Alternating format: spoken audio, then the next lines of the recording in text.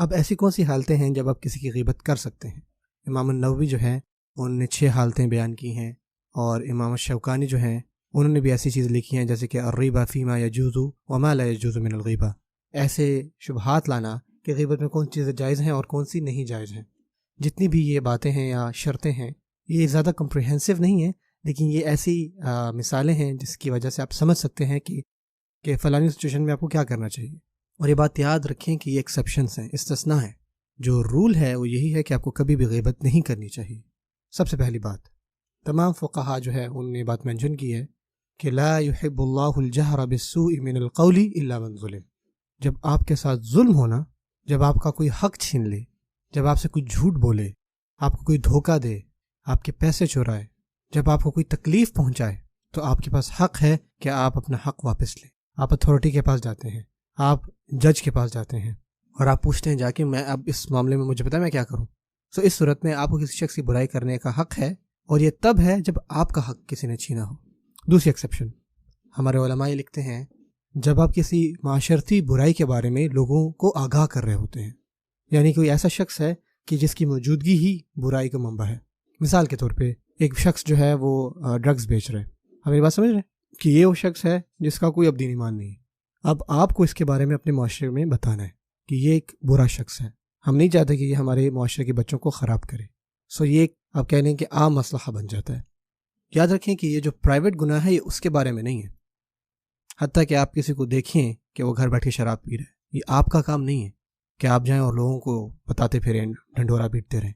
لیکن اب اگر وہ کسی اور کو اکسا رہا ہے شراب پینے پر، یہ ایک دوسرا مسئلہ ہے، اس میں اپنے لوگوں کو بتانا ہے۔ اس کے ساتھ ایک اور چیز کہ اگر آپ پاس کوئی بندہ ہے ایک نجی نصیحت کے لیے کسی خاص بندے کے حوالے سے کہ وہ اس کے ساتھ کاروبار کرنا چاہتا ہے، یا کوئی ایسی چیز ہے جہاں پہ ایک بڑی چیز ہے جو آپ سے پوچھ رہا ہے، جیسے کہ آپ کو پتہ ہے کہ حضرت فاطمہ بنت قیس یہ آپ صلی اللہ علیہ وسلم کے پاس گئیں اور ان سے کہا کہ یا رسول اللہ کہ مجھے معاویہ کا رشتہ بھی آیا ہے اور ابو جہم کا رشتہ بھی آیا ہے، آپ مجھے بتائیں کہ اس حالت میں کیا کروں۔ حضرت معاویہ وہاں نہیں تھے، ابو جہم وہاں پہ نہیں تھے، تو ان کی غیر موجودگی میں آپ صلی اللہ علیہ وسلم نے فرمایا کہ رہی بات معاویہ کی تو ان کے پاس مال نہیں ہے، ان کے پاس پیسے نہیں ہیں، تو آپ ان کے ساتھ شادی کر کے کامیاب نہیں ہو پائیں گی۔ اور رہی بات ابو جہم کی، وہ اپنی بیوی کو پہلے ہی مارتا ہے، آپ اس کے ساتھ بھی خوش نہیں ہوں گی، ایسا کریں آپ فلانے کے ساتھ جا کے شادی کریں۔ سو یہاں پہ خامیاں بیان کرنے کی کیا اختیار ہے ان کے پاس؟ وہ یہ تھا کہ وہ بیسکلی ایک استشارہ کے لیے آ رہی تھی،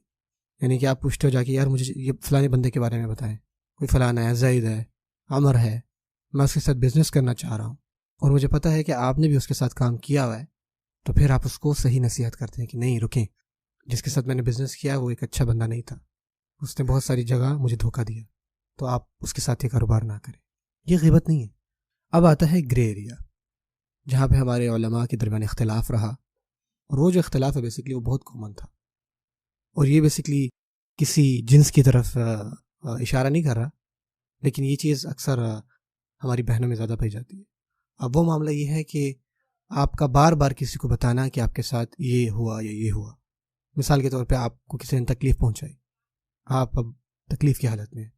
اب آپ چاہتے ہیں کہ آپ اس کے بارے میں آپ کسی کو بتائیں کہ فلانے نے آپ کے ساتھ یہ کیا، سو آپ کے ساتھ کچھ برا ہوا، آپ کے ساتھ کوئی معاملہ چل رہا ہے، ہم کسی دوسرے بھائی کی بات نہیں کر رہے کہ کسی ایک شخص نے کسی دوسرے شخص کے ساتھ کچھ برا کیا اور آپ کسی اور کو بتا رہے ہیں، یہ تو 100% غیبت ہے۔ یا آپ کا کوئی فلانا بھائی تھا یا کوئی فلانی بہن تھی، لیکن فرض کریں کہ وہ بہن آپ خود تھی، اب آپ گھر آتی ہیں اور اپنے خاوند کو بتاتی ہیں، اب یہ غیبت میں شامل ہوگا کہ نہیں؟ اور بدقسمتی سے یہ ہمارے گھروں کا ایک معمول اب بن گیا کہ اس طرح کی چیزیں بار بار ہوتی ہیں، چاہے وہ مردوں کی محفلیں ہوں یا عورتوں کی ہوں، اور یہ وہ معاملہ ہے جہاں پہ اللہ تعالیٰ بہتر جانتے ہیں، لیکن میں یہ بات کہوں گا کہ ایسے معاملات پہ ہمیں بہت بہت بہت دھیان سے دیکھنا ہے کہ یہاں پہ نیت کیا تھی اگلے بندے کی۔ اگر نیت یہ تھی کہ بتا کے کسی کی برائی کرنا یا کسی کو شرمندہ کرنا تھی تو یہ غیبت ہے، لیکن اگر نیت یہ تھی کہ کسی کی صلاح لینی ہے، کہ مثال کے طور پہ ایک بہن کہے کہ میرے ساتھ یہ کچھ ہوا، میرے خاوند نے مجھے مارا یا یہ اس نے مجھے کہا، اور وہ اپنی بیسٹ فرینڈ کو یہ باتیں بتاتی ہے، وہ فون کرتے ہوئے کہتی کہ میرا خاوند رات کو گھر آیا، وہ اچھے موڈ میں نہیں تھا، اس نے میرے ساتھ یہ اور یہ کیا، اور بیسکلی وہ اپنی فرسٹریشن جو ہے نا وہ ایکسپریس کر رہی ہے کہ اس نے اپنے خاوند کے بارے میں باتیں اپنی دوست کو بتائیں۔ کیا یہ غیبت ہے؟ اب یہ جو ہے نا یہ بہت ہی گرے ایریا میں آتی ہے بات، اور اللہ تعالیٰ ہی بہتر جانتے ہیں اس معاملے کے بارے میں. اور یہ چیز مردوں میں بھی ہو سکتی ہے، صرف عورتوں کے ساتھ منسلک نہیں ہے. ہمیں نیت دیکھنی ہے اگلے بندے کی کیا تھی. اگر اس کی نیت تھی کہ صلح ہو جائے، یعنی اس کے پیچھے وجہ یہ تھی، جس وجہ سے اس نے اپنی دوست سے پوچھا کہ آپ مجھے صلاح دیں، وہ اس کی صلاح مانگ رہی ہے، وہ جاننا چاہ رہی کہ اس حالت میں کیا کرنا چاہیے. اگر میں صحیح تھی تو میں کیا کروں کہ معاملہ ٹھیک ہو جائے،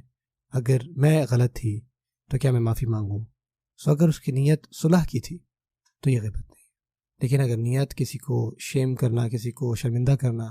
کسی کو نیچا دکھانا تھی تو یہ غیبت ہوگی، کیونکہ ایسی کوئی بات بتانا کسی کی جو دوسرا بندہ پسند نہ کرے. اگین اس میں اللہ تعالیٰ بہتر جانتے ہیں انشاءاللہ.